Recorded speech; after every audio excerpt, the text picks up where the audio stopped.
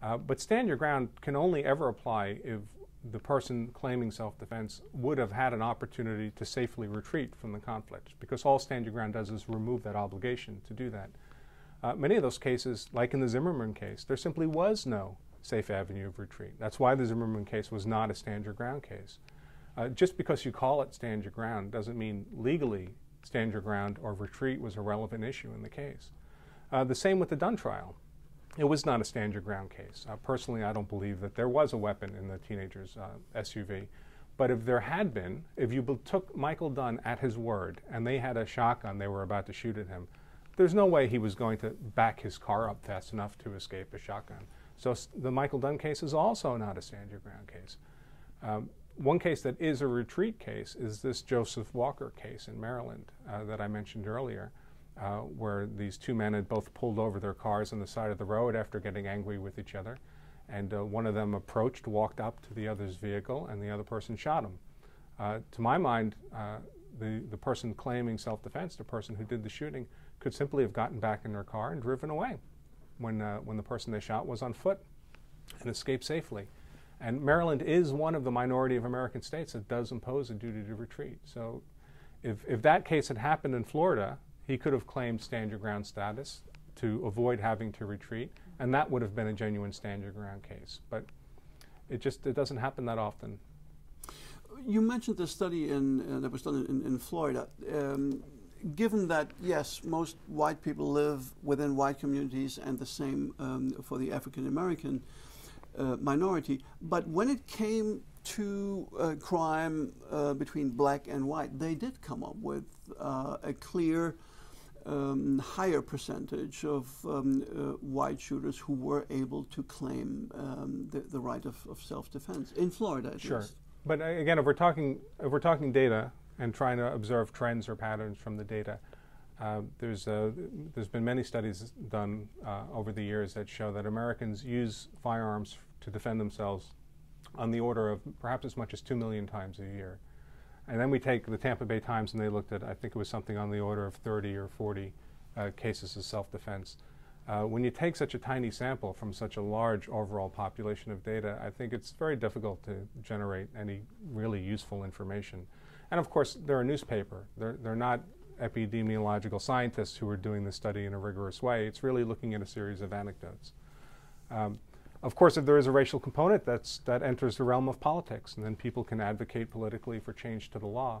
I know in Florida they had hearings in their state legislature just weeks ago or months ago, late last year, where they had held a series of hearings all over the state, every major city, every major county in the state, collected information, collected testimony from citizens who were concerned about the issue, and ultimately the state legislature voted overwhelmingly, I think it was 11 to 2 or 12 to 1, not to make any change in the stand your ground laws. So there's simply no political will there to change it. And stand your ground, I know many people think, well, it's Florida. Florida's kind of crazy, lots of tattoos and old people driving around. And Florida has this crazy stand your ground law. But in fact, 34 of the 50 states do not require you, do not impose a duty of retreat before you can use force in self-defense. And they're effectively stand your ground states. And among those is, for example, California, which is quite a liberal state in the U.S. and very difficult, actually, to get a concealed carry permit.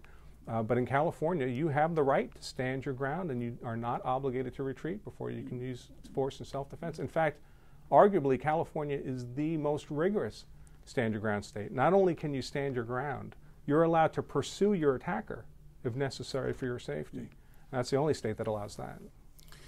Andrew, since we're doing this for a German audience, sure. I would like to ask you some more general questions about guns here in the United States. You said yourself there are probably more guns than people in this country, and there's a totally different gun culture than in Europe, especially in Germany, also given our recent past. But is it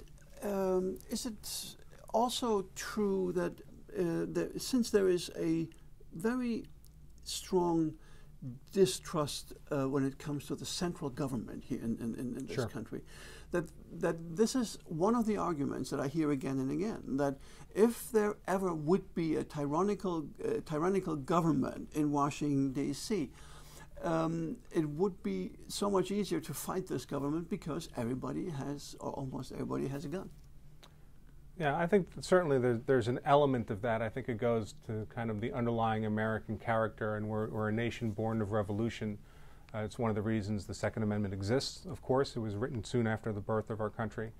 And we fought that revolution against tyranny. So I think it's an aspect of American character. But I don't think it's relevant to the practical aspects of today's gun culture. Most people don't buy guns today because they're preparing to fight the federal government. But they want those guns for hunting purposes or for entertainment, for sport shooting, competition, and for personal protection. Now, what they don't want is they don't want the government to suddenly decide, we don't want you to have those guns anymore for those purposes. That's why they're resistant to centralized registration or identification, things of that sort, because we see, in fact, we see today that when governments in the U.S. collect that information, it's often used then to confiscate firearms. Connecticut is doing it right now. They just passed, Connecticut, of course, is where the Sandy Hook shooting occurred, the school shooting. In the aftermath of that, they passed new laws outlawing certain types of guns. You had to register them by a certain date. Very few people did that. So now there's many tens of thousands of people in the state of Connecticut who are now felons under the law. And just today I read in the paper that the Connecticut State Police says they're prepared to go door to door and seize those firearms from people. That's not a very government-friendly message for many gun owners in the country, most of whom, of course, don't live in Connecticut, but they grow concerned that perhaps a temporary shift in politics in their state could lead to a similar kind of law and a similar kind of outcome. But, I mean, we need driver's licenses to drive cars that are not, especially, you know, at least not in general, deadly weapons. So what is wrong with having the government having a little bit more control about where these deadly weapons are and who owns them? Well, I think there's a couple of ways of looking at that problem. One is there's no evidence that government control of possession or ownership of these firearms has any beneficial effect. If you look at the states and the cities that have the strictest controls, I mean, for many years, of course, in the District of Columbia, where we now sit, it was effectively illegal for anyone to own a firearm. There was some provision for you could own a shotgun or so, but it had to be physically dismantled into pieces so that it couldn't fire. Similarly, in Chicago, it's illegal to own a handgun, much less carry one on your person. Yet D.C. and Chicago are the murder capitals of the United States. So even the most stringent gun control laws do not keep criminals from obtaining guns and killing each other and killing innocent people with them. All it does is keep law-abiding people from having guns. So there's that perception that having the government pass more laws only disarms law-abiding people and doesn't do anything to prohibit criminals from having guns. So you don't get a benefit. If anything, you get a negative because the proportion of guns in the community, in the environment, increases among the criminals instead of the law-abiding. And then, of course, is the element of, well, when the government has this information and has this control, what do they do with it? If we look at the handful of states that still have very rigorous rules for who can have a firearms permit, for example, they don't tend to deny it to everybody. They tend to give the permit to those who are wealthy or politically connected or have political influence. And that doesn't strike most Americans as a very equitable way to handle such matters.